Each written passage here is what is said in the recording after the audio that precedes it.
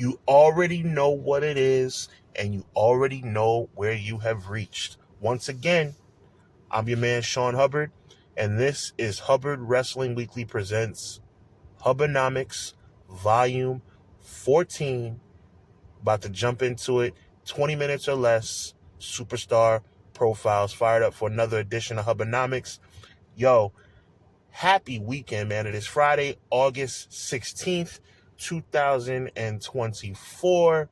Fired up, enjoying life, having a good time. God bless everybody out there. Make sure you guys tune in every Monday night, 6:05 Eastern Standard Time, as myself and Conrad Cushman bring you Clash of the Podcast, or as some people would call it, Clash of the By God Podcast. Big shout out to my brother Conrad, man. We're keeping the momentum going, and I'm keeping the momentum going right here on Hubbard Wrestling Weekly as we discuss the recent ascending career, let's say, of the man they call Big Bronson Reed. Y'all know I'm very critical of WWE, but I can't lie. I got to be very honest with you as it relates to Bronson Reed. WWE has done a really good job with Big Bronson Reed. Bronson Reed was a guy who, in my opinion, was kind of, hemming and hawing through his career, had a good run in NXT, came up to the main roster, kind of became an afterthought. And the storyline with him and Adam Pearce, I love it. 2 weeks ago on WWE Raw, he went into Adam Pearce. As we all know, Adam Pearce is the on-TV, on-air authority figure on Monday Night Raw. He goes into Adam Pearce's office and he says, hey, listen, I need some competition. And Adam Pearce is busy. He's doing other things. He's working on the show, what have you. And Bronson Reed says, plain and simple, look, if you don't want to give me competition, if you're not going to do what you need to do to put me in a position to be successful, I'm going to take matters into my own hands. And we've heard that before. For those of us who go back in the day, for those of us in our 30s, like we remember when Shawn Stasiak went to Stone Cold Steve Austin and said, hey, listen, I'm going to make a name for myself. And all he did was run into statues and run through buildings and get embarrassed and get sprayed with milk by Kurt Angle, right? And then we've heard it other times, like, I'm going to make a name for myself, like Drew McIntyre the first time around. I'm going to be, Gomez says he's the next big thing and he becomes the Intercontinental Champion, but then after that, nothing really happens. He ends up getting released, goes out, makes a name for himself, comes back, and now we know Drew McIntyre to be a big star. But at the first inclination, it really wasn't that big of a deal. So, as we chronicle here on HUBBanomics, Big Bronson Reed, 20 minutes or less, Superstar Profiles, you gotta believe that when he went to Adam Pearce and said, hey, listen, if you don't do it, I will, that we kind of took it with a grain of salt. So you fast forward into the show. This is 2 weeks ago on Raw. And Seth Rollins, CM Punk, and Drew McIntyre are continuing their ongoing saga post-SummerSlam. CM Punk gets distracted by Drew McIntyre. CM Punk goes into the crowd to chase down Drew McIntyre. And Seth Rollins is left in the ring. By the way, Seth Rollins challenged CM Punk to a fight, but CM Punk ends up going and turning his attention to Drew McIntyre. And out of nowhere comes Big Bronson Reed. And he does his little, Vader joint, where Vader kind of raises his arms and runs his whole body into the person. That was a move, made famous by Vader. Make sure you guys do your homework. Big Van Vader, one of the best big men of all time. Him and Yokozuna. And he does the Death Valley Driver, and he's beating up Seth Rollins. And you immediately know, at least in your subconscious, you realize that this is what Bronson Reed was talking about. I guess Adam Pearce wasn't able to hook him up with an opponent, so this is what I'm going to do. I'm going to beat up Seth Rollins, one of the most popular guys on the show. Smart move, but at the end of the day, look, we know he's going to beat up Seth Rollins, and it's going to lead to a match, probably not even on pay-per-view, probably going to be on Raw, where Seth Rollins is going to come out victorious and we're going to forget this thing even ever happened, right? Wrong. Bronson Reed hits the Death Valley Driver, hits a couple of in-ring, I guess you could call them senton bombs, and then he's going up to the top rope for the tsunami. For those of you who don't know, the tsunami is a big splash off the top rope, and I love the play on words because it's a splash, get it? A splash by a big man. So what's a big splash? A tsunami. For those of you who didn't pick up on that, I just want to put y'all on right quick. So he does the tsunami, and then you get a moderate reaction because that move is very impressive, especially coming from a 350-pound man. But he does the tsunami, and then he goes out to the ring apron, climbs the ropes. He's going to do it again. So that's 2 tsunamis. Okay, Bronson Reed, trying to make a little name for yourself. I see you, big dog. I see you.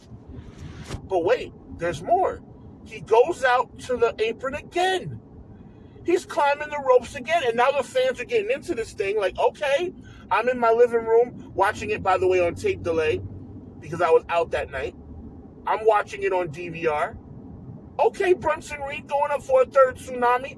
Bam, hits a 3rd tsunami on Seth Freakin Rollins. All right, crowd's going kind of crazy. I see what you did there, bro. Good job, man. Let's go to the next segment. No. Well, here comes the referees. Here comes Adam Pitt. He's going up again. He's going up again. A 4th tsunami. Then a 5th tsunami. And just when you thought it was over with and done, he hits him with the 6th tsunami. The 6th big splash off the top rope. The crowd's going crazy. I'm going crazy in my house. I'm texting Conrad. I'm texting my girlfriend. I'm like, yo, are you seeing this? This is awesome. I can't believe this is Monday Night Raw. I'm actually enjoying this. Unbelievable. But real talk, Bronson Reed did his thing, bro. And you got to give, I guess I got to give Paul Levesque, as much as I'm not a big fan of his. By the way, Jey Uso not in a match 2 weeks in a row on Raw, but I digress. Got to give him credit for this one. Crowd was going nuts. There's a buzz. Everybody's like, yo, what did we just see? Seth Rollins is coughing up blood. All of a sudden, we hear on WWE social media that Seth Rollins has broken ribs and has internal bleeding. I'm like, okay, Bronson Reed. Okay. I like what I'm seeing right now, bruh. But as we talked about on Clash of the Podcast last week, I said to my good friend Conrad, I said, Conrad, I like what I saw from Bronson Reed. I enjoy what I saw from Bronson Reed last week, but it's only going to be as good as his next appearance. You can't, and I'm going to quote myself. I said, you can't go to the top rope 6 times and do 6 tsunamis every single week. So what are you going to do as an encore? Well, boy, was I wrong. And I'm happy to say I was wrong, because this guy goes back on the most recent edition of WWE Raw after getting a, storyline fine for his behavior, 2 fines. He goes right back into Adam Pearce's office. He said, do you see what happened to Seth Rollins? If you don't give me some competition, if you don't take me seriously, if you don't give me the recognition that I deserve, it's going to happen to somebody else. Okay, Bronson Reed. Okay. Well, of course, I'm not really happy about the whole way the match came about, because once again, somebody that I respect, but somebody who's been very much exploited, yes, I'm using the word exploited, in R-Truth for being a quote-unquote silly simpleton, right? He makes another quote-unquote mistake, and instead of saying Braun for the Intercontinental Championship, it's not Braun, it's Braun Breaker that he's talking about. But no, it's not Braun Breaker. It turns out to be Bronson Reed. which is really stupid. And once again, I'm really tired of Triple H and the decision makers, making R-Truth look like a big dummy. I'm not happy about it. But at the end of the day, we're not talking about R-Truth. If you want to listen to my thoughts about R-Truth, you can go back into the archives of the previous edition of HUBBanomics. I break the whole thing down. But let's stay on focus here. 20 minutes or less, Superstar Profiles, Bronson Reed. Bronson Reed is the guy that R-Truth is talking about. So now The Miz has a match with Bronson Reed. Okay. Well, we know that The Miz is probably going to lose. Big shout out to The Miz, 2-time WWE champion, 8-time Intercontinental champion, has over 20 championships in his career, Hall of Famer. Never thought I'd say he'd be a Hall of Famer 20 years ago, but now, you know what? I'm so happy and respectful of his career. Big shout out to The Miz. He did it. He earned it.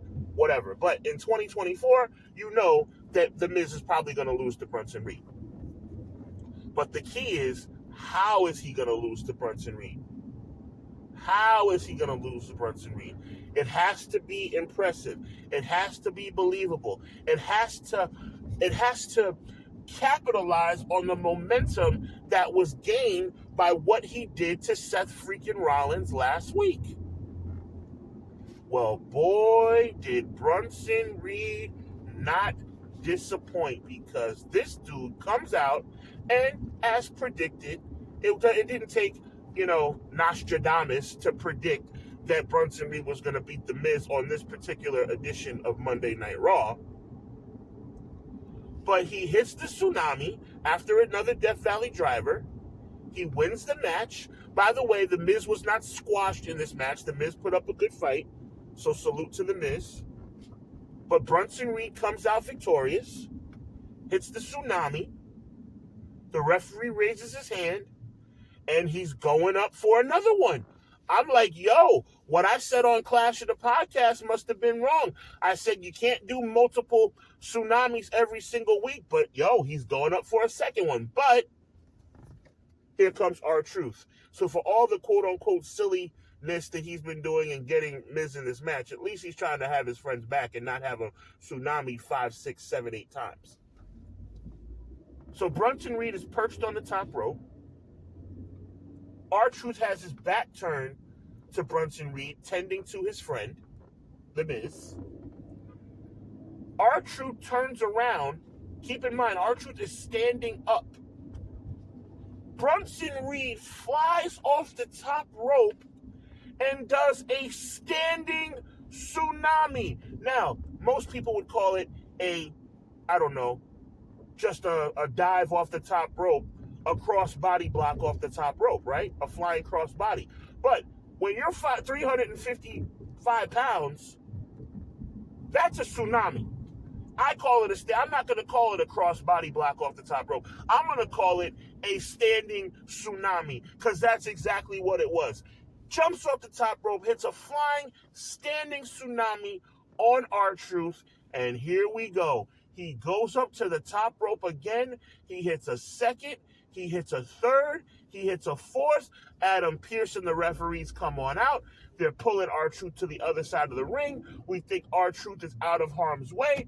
Bronson Reed goes outside the ring, walks down to the other side of the ring, gets up to the top rope, and does it again.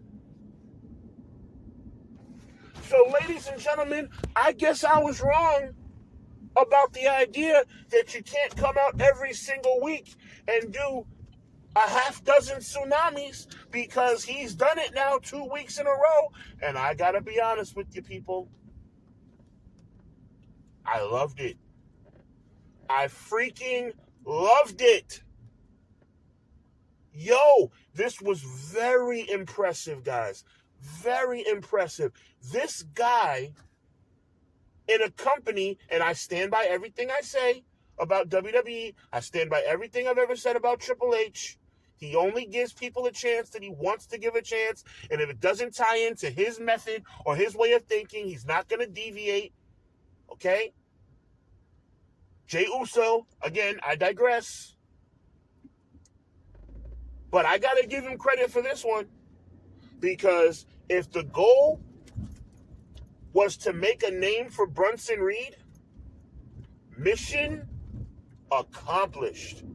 This dude in my opinion, this dude has gained more momentum, and I want the chat to let me know what they think. This dude has gained more momentum in 2 weeks than some people have gained in 2 months or 2 years. Oh, yes, he was fledgling. Oh, yes, he wasn't doing too much on Raw. But you know what? Over the past 2 weeks, they've got something.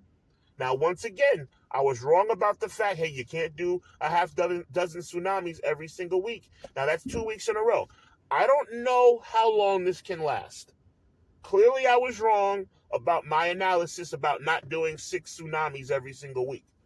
But I do stand by my original thought, which is it's not going to happen every week. I mean, it's awesome. I loved it. I loved it the first time. I loved it the second time. It reminds me, guys, a little bit of a history lesson. WrestleMania 7. Yo, Conrad, shout out to my tag team partner, Conrad. This is the second time in a week that we're going to discuss a little bit of WrestleMania 7. So big shout out to my tag team partner on Clash of the Podcast, 605 every Monday night. But WrestleMania 7, Macho Man versus Ultimate Warrior career match. And Macho in this match set the world on fire because we didn't know he was on his way out for a break, but Macho knew he was on his way out for a break. And he was facing the Warrior, one of the best matches of Warrior's career outside of Hogan at WrestleMania 6. And Macho Man, in a losing effort, which still kind of annoys me, but in a losing effort, Macho Man hit 5 Macho Man elbows off the top rope. The crowd in LA was going crazy. I, on tape delay, of course, saw it later in life, was going crazy. 5 Macho Man elbows off the top rope. Of course, the Warrior kicked out. I'm not really happy about that, but I digress. My point is, that's what this reminded me of. As you continue to climb the top rope, in Macho Man's case, with the Macho Man elbows, but in Bronson Reed's case with the tsunamis, every time he goes to the top rope, every time he went and climbed the turnbuckle, the crowd got more into it and more into it. I got more into it and more into it. That's what she said, by the way. But it worked. It worked. And this is why I say, hey, listen, let's keep it going. I'm on the bandwagon. I'll admit it. These last 2 weeks had me on the Bronson Reed bandwagon. I like it. So with that being said, listen, can WWE keep the momentum going? We'll see. I hope so. Do I think it's sustainable for Bronson Reed to do 6, 7, 8, 9 tsunami splashes every single week? Probably not. But if he does, I'm not mad at it. If he does, sign me up. And speaking of signing up, I hope you guys are signed up and locked in, subscribed to Hubbard Wrestling Weekly on YouTube. I hope you're subscribed to EPW on YouTube. Make sure you check out myself and Conrad every Monday night, 6:05 Eastern Standard Time for Clash of the Podcast, presented by Everything Pro Wrestling and Hubbard Wrestling Weekly. And once again, don't forget the Thursday night before Bash in Berlin. The biggest giveaway, the biggest prize for one of our listeners in the history of Clash of the Podcast. So make sure you're locked into the Hubbard Wrestling Weekly channel the Thursday night before Bash in Berlin at 8:35 Eastern Standard Time. So once again, my name is Sean Hubbard. This is Hubbard Wrestling Weekly presents HUBBanomics Volume 14. Have a wonderful weekend. We'll see you Monday night, 6:05 for Clash of the Podcast. God bless. Be encouraged. Evil never prevails.